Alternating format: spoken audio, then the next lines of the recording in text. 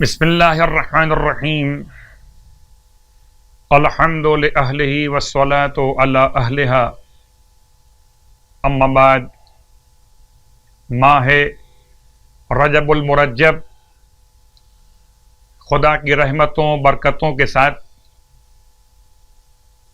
ہدایتوں کی توفیق ملنے کے ساتھ یقیناً خدا کا سب سے بڑا احسان تمام تر انسانیت پر، تمام تر کائنات میں رہنے والے اشرف المخلوقات بنائے جانے والے انسان پر کہ اس نے ہدایت کی ذمہ داری اپنے اوپر رکھی۔ انا علینا للہدی وانا لنا للآخرۃ والأولی، بے شک کہ ہدایت کی ذمہ داری ہم پر ہے، خدا کا علم، اور آخرت اور دنیا دونوں ہمارے ہیں۔ سورہ واللیل میں خدا کا یہ اعلان، اور اسی ہدایت کے لیے تمام تر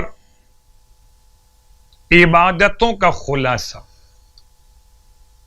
کوئی عمل قبول نہیں ہو سکتا جب تک نماز قبول نہ ہو۔ ان قبلت قبل ما سوا، اگر نماز قبول تو نماز کے ما سوا سارے اعمال قبول ہو جاتے۔ وَإِن رُدَّتْ، اگر نماز رد کر دی گئی، رد ما سواہا، تو نماز کے ما سوا سارے اعمال رد کر دیے جاتے۔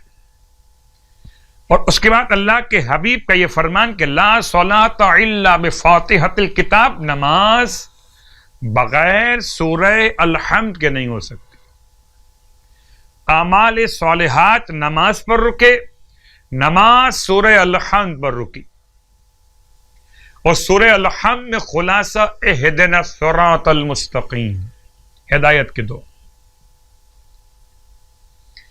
کہ پروردگار ہمیں ہدایت صراط مستقیم کی نصیب فرما، ایک ترجمہ،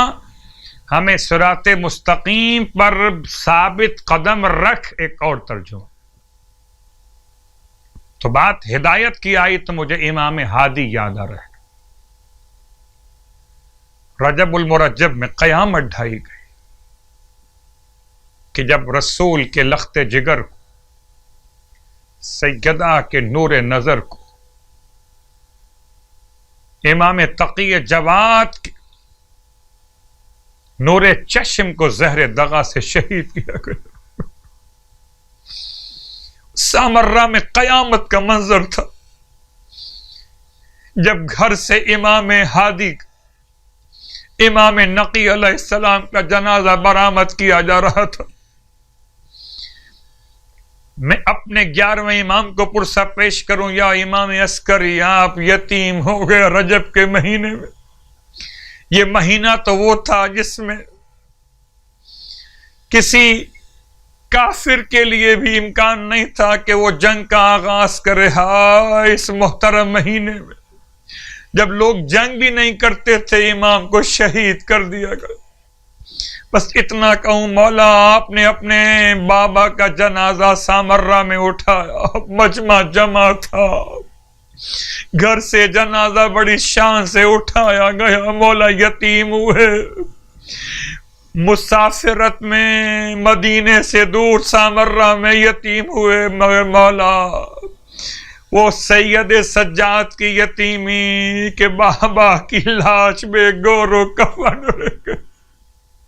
میرے مولا کے ہاتھوں میں ہتھکڑیاں رہ گئیں، پیروں میں بیڑیاں، اپنے بابا کی لاش کو بے گور و کفن چھوڑ کے چلے۔ یقیناً ربط مصائب کے ساتھ دعا کی التماس کے مالک امام ہادی علیہ السلام کا واسطہ میں سیام اور قیام کی توفیق عطا فرمائے۔ امام علیہ السلام کی سیرت میں جملہ آپ کی خدمت میں بیان کر دوں کہ امام ارشاد فرماتے ہیں انسان کو پیدا کیا گیا صرف عبادت اور علم کے لیے، تو آئیے عبادت امام کے نام سے انجام دی جائے۔ تیسری رات رسول خدا صلی اللہ علیہ وآلہ وسلم ارشاد فرماتے ہیں اگر کوئی تیسری شب میں 10 رکعت نماز پڑھے، 2 رکعت کر کے تیسری شب کی نیت سے، جس کی ہر رکعت میں علم کے بعد 5 مرتبہ سورہ نصر کی تلاوت کرے، اس نماز کا ثواب یہ کہ نماز پڑھنے والے کے لیے خدا بہشت میں ایک محل بنائے گا،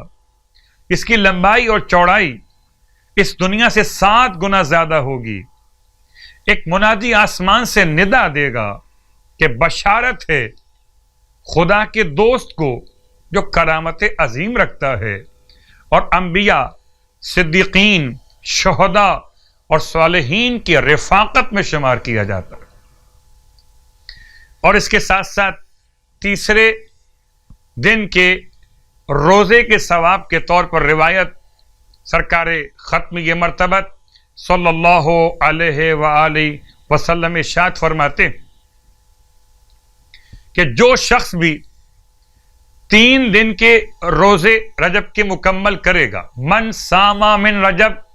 3 ایام جعل اللہ بینہ وبین النار خندقا،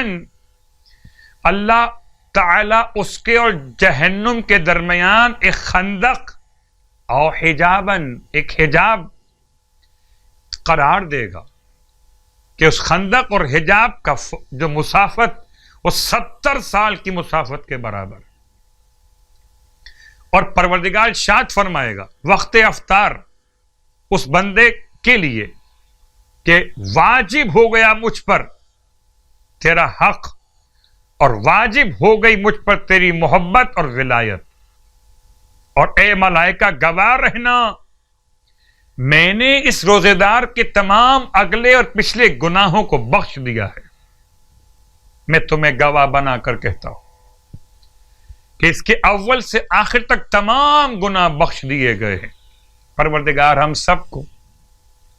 ماہ سیام، ماہ رجب کے سیام اور قیام کی توفیق عطا فرمائے۔ الہی آمین، بحق امام نقی علیہ الصلوۃ والسلام۔